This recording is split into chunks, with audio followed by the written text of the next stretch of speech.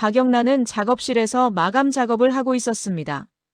연재가 잘 풀리면서 댓글도 늘었고 작가 협업 제안까지 들어오는 시기였는데요. 박영란은 이지환의 공동작가로 같이 하자는 제안을 떠올리며 처음으로 내 편이 생긴 느낌을 갖고 있었습니다. 그래서 그날은 마음이 조금 가벼웠어요. 그런데 그 가벼움이 문이 열리는 소리 하나로 산산이 깨집니다. 문이 노크가 아니라 거칠게 열려버립니다. 박영란가 고개를 들었을 때 고성희가 서 있었습니다. 얼굴은 초췌했지만 눈빛은 여전히 날카롭고요.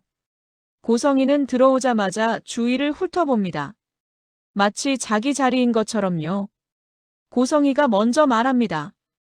영란아, 너 진짜 엄마한테 이럴 수 있어? 박영란은 순간 숨이 막힙니다.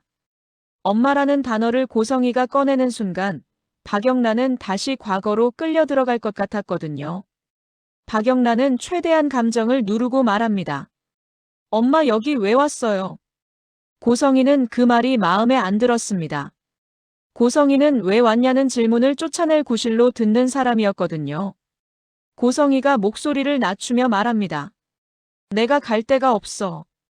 박영란가 딱 잘라 말하려다가 멈춥니다. 갈 데 없다는 말은 약점이자 동시에 칼이니까요. 박영란가 조심스럽게 말합니다. 엄마 그건. 고성희는 박영란 말을 자르며 들어와 소파에 앉아버립니다. 앉는 방식조차 점령이었습니다. 너는 내 딸이야. 나한테 예의 차려. 엄마 대접 받아야지. 그 말에 박영란은 속이 뒤집힙니다.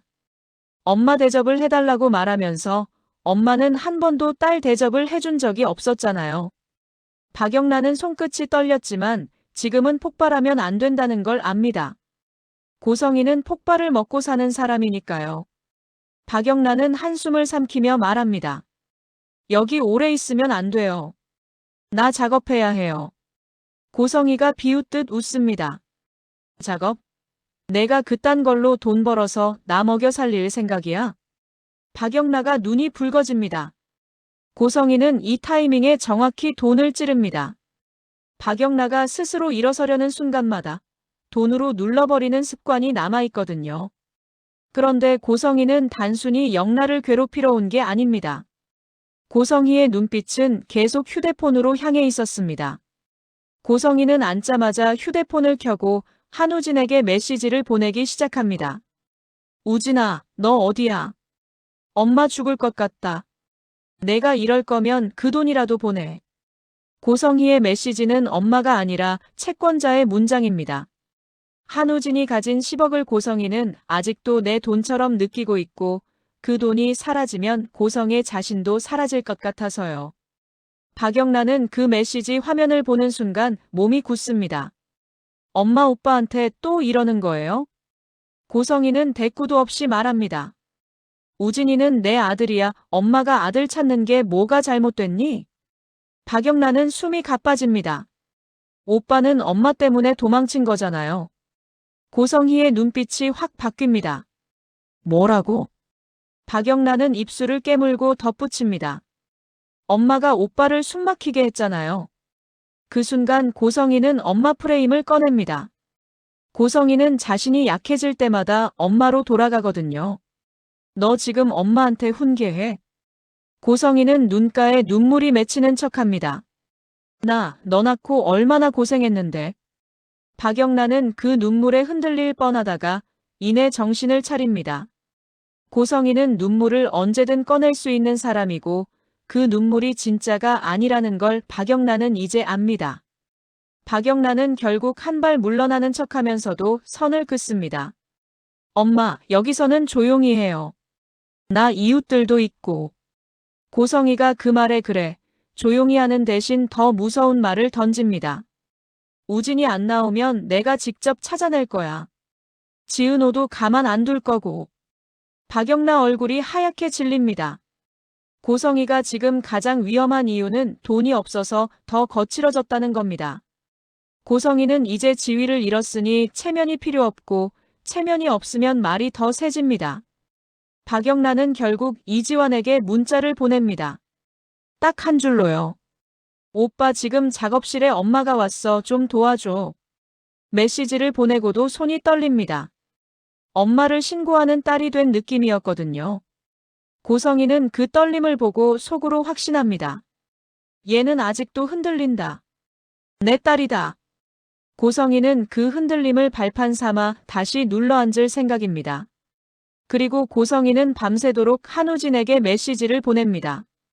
읽씹이 반복될수록 메시지는 더 거칠어지고요. 고성희의 마지막 메시지는 이런 식입니다. 우진아, 엄마가 너 찾으러 갈 거야. 너 도망치면 내가 대신 누군가를 잡아. 이 메시지는 한우진을 향한 것 같지만 사실은 박영나와 지은호를 향한 경고였습니다. 반대로 이지혁과 지은호는 정말로 이제 막 연애를 시작한 사람들처럼 조심스럽게 행복을 쌓고 있었습니다. 이지혁은 약 봉투를 쥔 손으로 한참을 멈칫했습니다. 원래는 습관처럼 약을 먼저 챙기고 그 다음에야 하루를 시작하는 사람이었는데요. 지은호가 그 손을 살짝 잡아내리며 장난스럽게 말합니다. 지은호가 웃으며 말했는데요.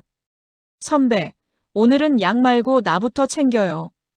이지혁이 피식 웃습니다. 너 진짜로 나 간호사 만들 거냐?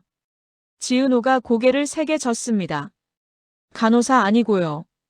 연인이요. 연인. 연인이라는 단어가 나오자 이지혁은 아주 잠깐 눈을 깜빡였습니다. 단어가 크고 무거웠거든요. 이지혁은 지은호가 그렇게 말해주면 좋으면서도 동시에 겁이 났습니다. 이지혁 마음속에는 늘 같은 문장이 돌아다녔어요. 내가 너를 잡으면 너는 더 아플 수 있다. 그래도 이지혁은 그날은 도망치지 않았습니다. 지은호와 함께 해보자라고 마음을 확인한 뒤였고요. 무엇보다 이지혁은 이상하게도 도망치지 않는 척만 하다가 이제는 진짜로 도망치면 안 될 것 같아졌습니다. 지은호가 너무 또렷한 얼굴로 자기 앞에 서 있었거든요. 지은호는 데이트 코스를 크게 계획하지 않았습니다. 첫 번째는 조용한 카페였습니다. 지은호는 따뜻한 차가 있는 조용한 곳을 골랐고 창가 쪽에 앉았습니다. 이지혁이 자리에 앉자마자 지은호가 물었습니다. 선배, 지금 숨 괜찮아요? 이지혁이 대충 넘기려다 지은호 얼굴을 보고 결국 솔직해집니다. 괜찮아. 오늘은 괜찮은 편. 지은호가 웃으며 말합니다. 그럼 오늘은 괜찮은 편 기념으로 우리 얘기 좀 해요. 이지혁이 고개를 갸웃합니다. 무슨 얘기? 지은호가 손끝으로 컵을 돌리며 말했어요. 우리 시작했잖아요. 시작했는데 선배는 시작한 얼굴이 아니에요. 이지혁은 그 말이 찔렸습니다. 맞거든요. 이지혁은 시작을 했는데도 마음 한쪽은 계속 끝을 준비하고 있었습니다. 이지혁이 억지로 웃으며 말합니다. 내가 원래 무뚝뚝하잖아. 지은호가 고개를 젓습니다. 무뚝뚝한 거랑 마음 닫는 건 달라요. 지은호가 아주 조용히 덧붙입니다. 선배는 자꾸 문 닫으려고 해요. 그 말에 이지혁은 말을 잃습니다. 지은호는 정말 이상하게도 이지혁 속을 잘 봅니다. 이지혁은 내가 멀쩡한 척하면 다들 믿는다고 생각하고 살아왔는데요. 지은호는 안 믿어요. 지은호는 그 멀쩡함의 틈을 찾아내서 그 틈에 손을 넣고 여기 있잖아요 라고 말하는 사람입니다. 이지혁이 그제야 솔직해집니다. 무섭다. 지은호가 숨을 멈춥니다. 뭐가요? 이지혁은 한참 망설이다가 말합니다. 너가 나 때문에 힘들어질까봐. 지은호는 그 말을 듣는 순간 웃으려다가 눈물이 찔끔 나왔습니다. 지은호는 울면 분위기가 무너질까봐 얼른 웃는 척합니다. 선배, 나 원래 힘든 거 잘해요. 이지혁이 씁쓸하게 웃습니다. 그게 자랑이냐? 지은호가 고개를 끄덕입니다. 자랑이에요. 그래서 선배 옆에 있을 수 있잖아요. 이지혁은 그 말이 너무 고마워서 동시에 너무 죄스러웠습니다. 고마움과 죄책감이 같이 올라오는 감정이 이렇게 아픈 줄 몰랐어요. 이지혁은 지은호 눈을 피하려다 결국 다시 봅니다. 그리고 조용히 말합니다. 은호야, 너 웃을 때 진짜 예쁘다. 지은호가 놀라서 눈을 크게 뜹니다. 지금 칭찬한 거 맞아요? 이지혁이 작은 웃음을 흘립니다. 맞아. 칭찬. 지은호가 갑자기 목을 움츠리며 장난스럽게 말합니다. 선배, 이러면 나 진짜 계속 붙어 있어요? 이지혁이 대답을 안 합니다. 대답하면 진짜로 붙어 있어도 된다고 인정하는 거니까요.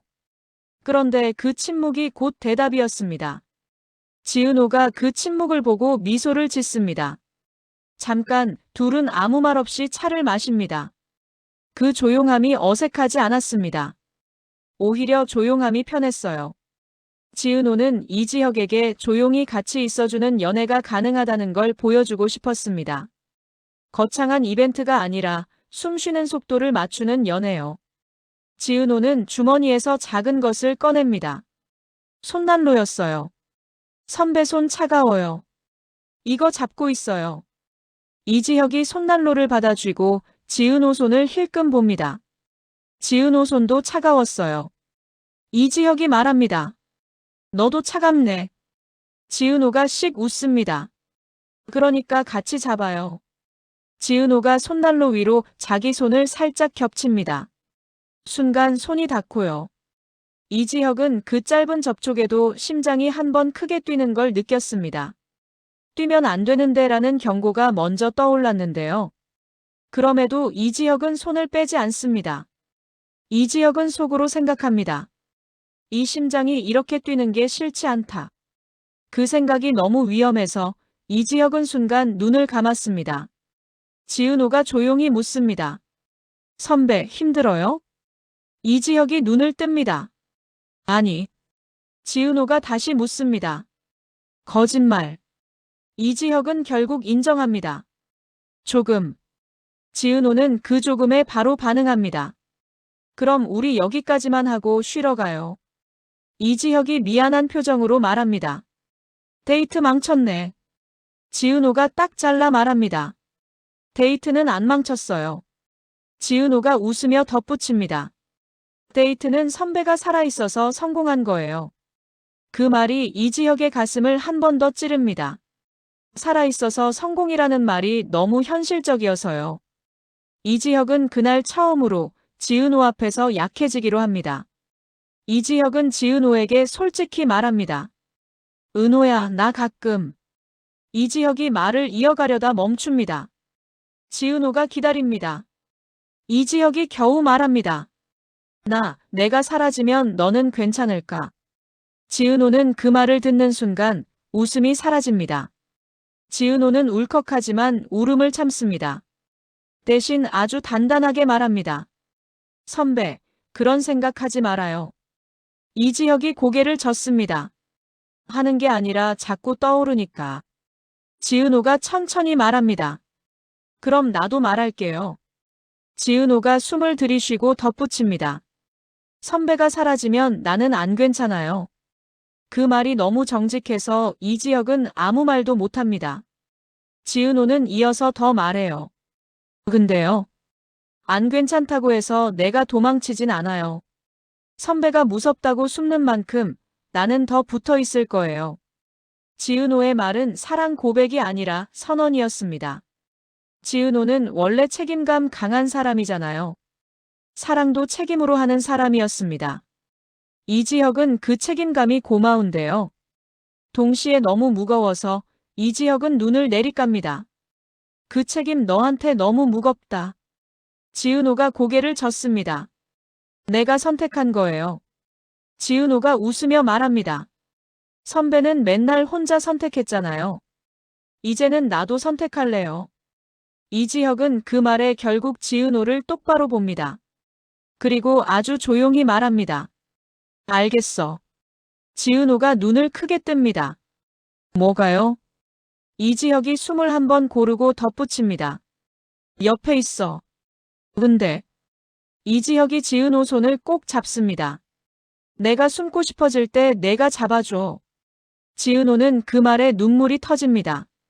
지은호는 손으로 눈물을 닦으면서도 웃습니다. 선배, 그거 너무 어려운 부탁인데요? 이지혁이 작은 웃음을 내며 말합니다. 너 잘하잖아. 지은호가 울면서도 고개를 끄덕입니다.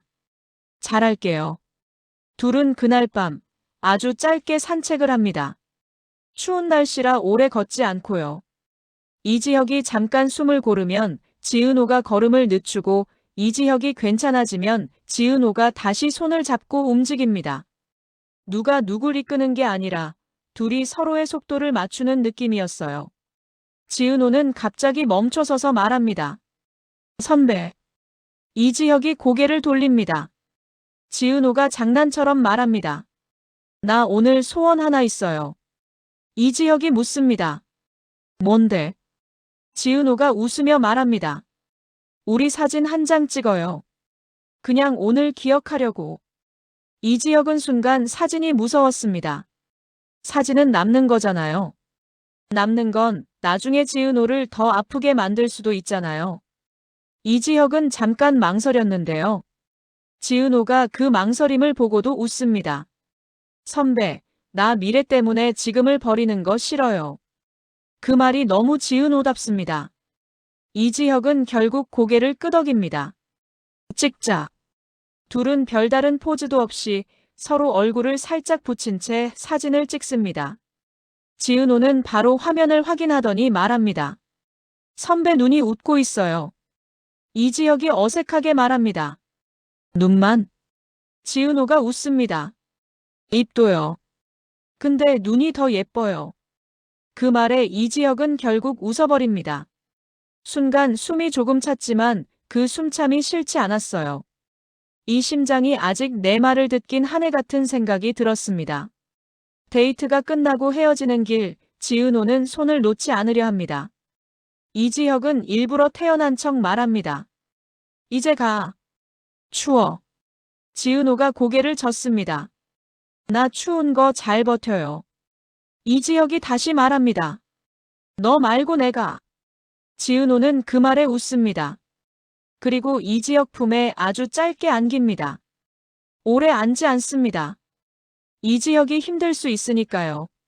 하지만 지은호는 꼭 안겨야 했습니다. 우리 시작했다를 확인하고 싶어서요. 선배, 나 진짜 옆에 있을 거예요. 이지혁은 잠깐 눈을 감고 말합니다. 그래.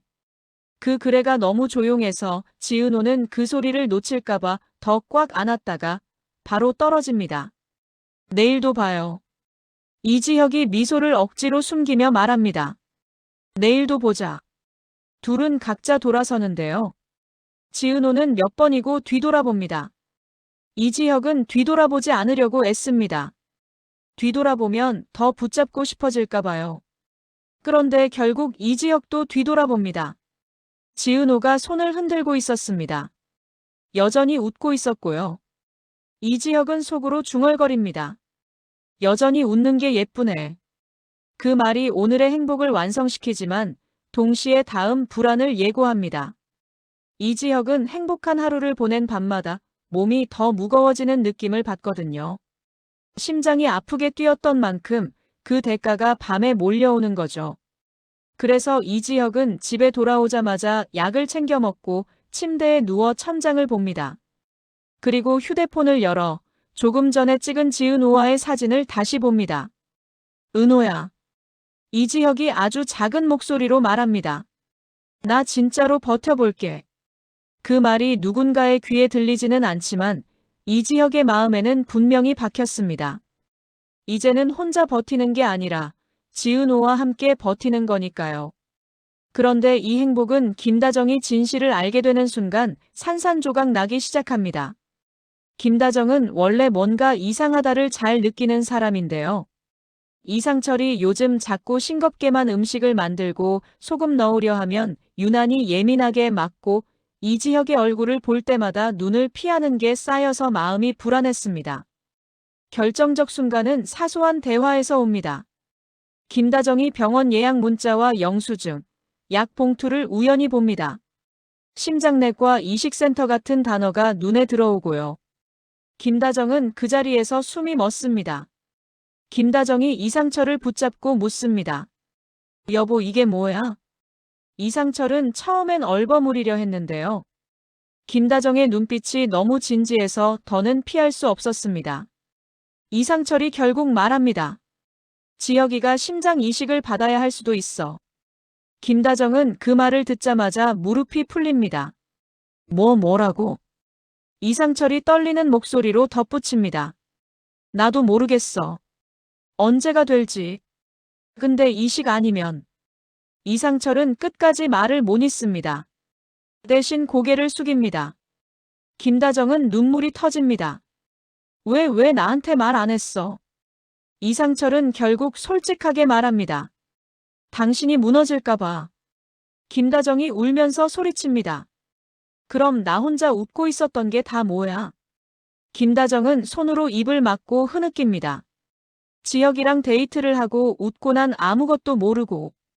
이상철은 그 모습을 보면서도 아무 말도 못합니다. 이상철은 자신이 옳았다는 확신이 없거든요. 숨긴 게 지혁을 위한 건지, 가족을 위한 건지, 아니면 자신이 무너질까봐 숨긴 건지 헷갈렸습니다. 그날 밤 김다정은 이지혁에게 전화합니다. 전화 버튼을 누르려다가 손이 떨려서 멈춥니다.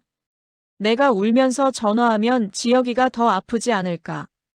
김다정은 그 사이에서 무너집니다. 엄마는 지켜야 하는데 지킬 방법이 없으니까요. 김다정은 결국 지은호를 떠올립니다. 지은호가 요즘 지혁이 곁에 있다는 걸 알게 되었거든요. 김다정은 지은호에게까지 연락할까 고민합니다. 하지만 그 순간 이상철이 말합니다. 여보, 지혁이는 지금 버티는 게 전부야. 김다정은 울면서 고개를 끄덕입니다. 그래도 난 엄마잖아. 이 말이 다음 회차에 큰 불씨가 됩니다. 김다정은 결국 엄마로서 움직이기 시작할 테니까요. 밤늦게 박영나 작업실에 또 쿵쿵 문 두드리는 소리가 들립니다. 고성희는 문 쪽으로 눈을 번뜩이며 말합니다. 우진이 왔나? 박영나는 숨이 멎습니다. 문이 열리는데요. 한우진이 아니라 이지환이 들어옵니다. 이지환은 고성희를 보자마자 표정이 굳습니다. 박영나는 떨리는 목소리로 말합니다. 지환 오빠 미안해. 이지환은 낮게 말합니다. 영나야, 괜찮아. 근데 이지환이 고성희를 똑바로 보며 덧붙입니다. 여긴 더 이상 이사장님 자리 아닙니다. 고성희는 웃습니다. 그 웃음이 너무 차가워서 박영나는 더 무서워집니다. 고성희는 천천히 일어나며 말합니다. 그래, 그럼 내가 갈 데가 하나 더 있지. 그리고 고성희는 휴대폰을 들어 한우진에게 마지막 메시지를 보냅니다. 우진아, 엄마가 곧 너를 직접 찾아간다. 숨지 마. 동시에 김다정은 집에서 이지혁의 사진을 들여다보며 혼잣말을 합니다. 지혁아, 엄마가 널 살릴게. 무슨 짓을 해서라도. 이 두 문장이 같은 밤에 나란히 떠오르는 순간 다음 이야기가 확 열립니다. 고성희는 찾기 시작했고 김다정은 살리기 시작했으니까요.